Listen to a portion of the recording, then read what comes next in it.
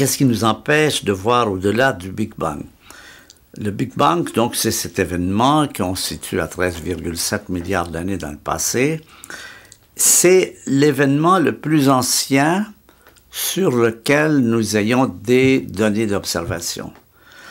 Quand on étudie l'histoire, les historiens ne peuvent parler du passé, par exemple la préhistoire, que s'ils ont des fossiles, des éléments qui leur permettent de dire, ben voilà, je vais vous raconter comment vivait l'homme de Cro-Magnon il y a 200 000 ans, parce que j'ai fait des fouilles, parce que j'ai trouvé des traces du bois brûlé ou des gravures. Et c'est à partir de l'existence de ces fossiles, retrouvés maintenant, qu'il peut nous parler d'une façon crédible de comment vivait l'homme de Cro-Magnon, ou du Moustérien, ou de Néandertal. C'est à partir de ces fossiles.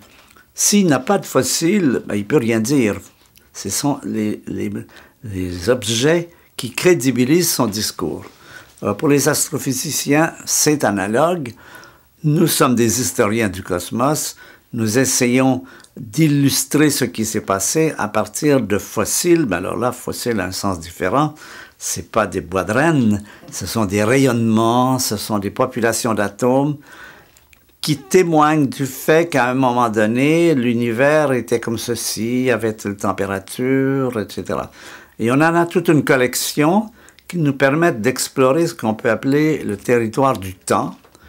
Et ce territoire du temps, nous avons des fossiles jusqu'à une certaine frontière, qui est 13,7 milliards d'années, au-delà de laquelle, pour l'instant, nous n'avons aucun fossile.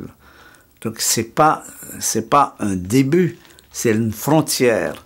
C'est la frontière de notre connaissance. Nous n'avons rien, aujourd'hui, sous la main, qui nous permettrait de dire, voilà comment ça s'est passé avant 13,7 milliards d'années. Peut-être que ça va changer. La science, c'est quelque chose qui est en évolution. Peut-être que d'ici quelque temps, on trouvera d'autres fossiles qui nous permettront de reculer, etc. Donc, il faut voir ça comme une exploration. Vous savez, les cartes de géographie anciennes, les gens représentaient, par exemple, l'Australie, quand elle était très mal connue. Alors, sur les cartes, il y avait la frontière, le périmètre, la côte, parce que ça, les navigateurs y allaient facilement. Et puis ensuite, à mesure qu'ils entraient en Australie et qu'ils découvraient des chutes d'eau, des lacs ou des populations, des montagnes, ils mettaient ça sur leurs cartes. Mais au centre de ces cartes, il y avait une région blanche. Et c'était marqué « Terra Incognita », « Terre inconnue ». Ça voulait dire « on n'est pas encore allé là ». Là, on ne peut pas vous dire ce qu'il y a parce qu'on n'est jamais allé.